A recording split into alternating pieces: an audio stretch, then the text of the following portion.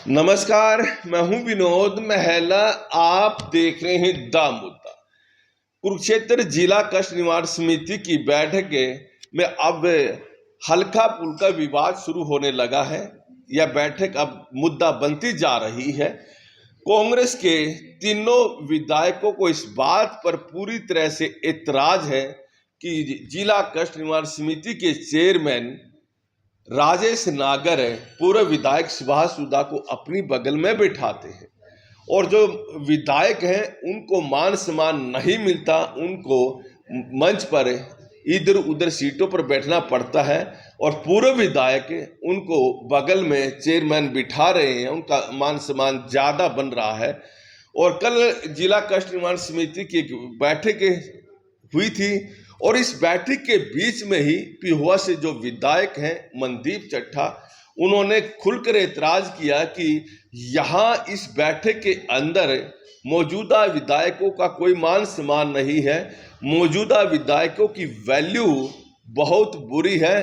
अगर कोई वैल्यू है यहाँ पर पूर्व विधायकों की है। और जो शाहबाद के कांग्रेस के विधायक रामकरण काला, वो भी उनकी बात पर सहमत होते दिखाई दिए। और पूर्व मंत्री और थानेसर के मौजूदा विधायक अशोक अरोड़ा ने भी कहा यह बिल्कुल बात सही है।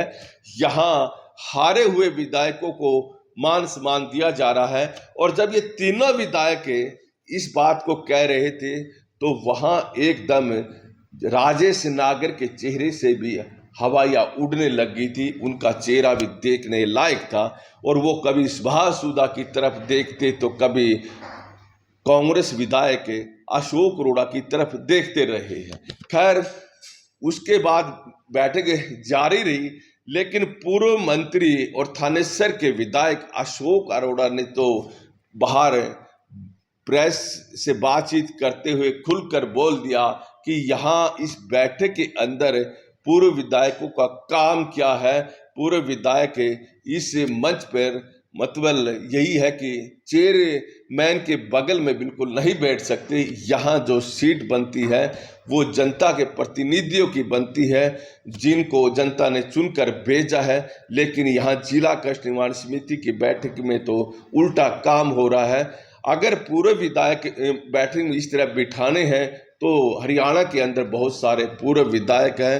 हर पूर्व विधायक को फिर इसी तरह से मंच मिलना चाहिए और पूर्व स्पीकर को भी विधानसभा में इसी तरह से कुर्सी मिलनी चाहिए।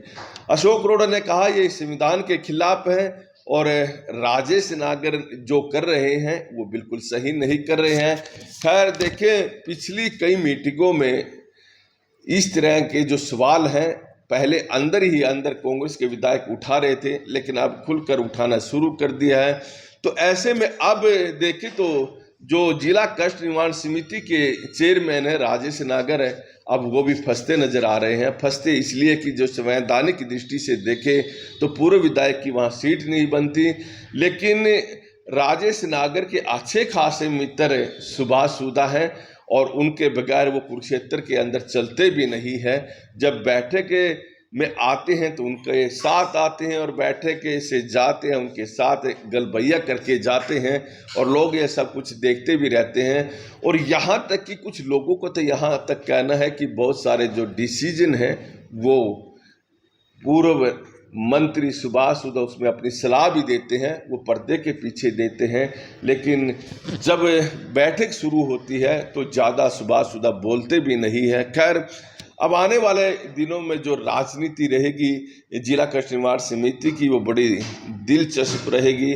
अब क्या राजेश नागर सुभाष सुधा को समझाएंगे कि आप बैठक में मत आइए, अब ये कांग्रेस के विधायक इस पर एतराज करने लगे हैं, या फिर अपनी मित्रता का धर्म निभाते हुए वो अपने साथ लेकर आएंगे और अपने बगल में बिठाएंगे।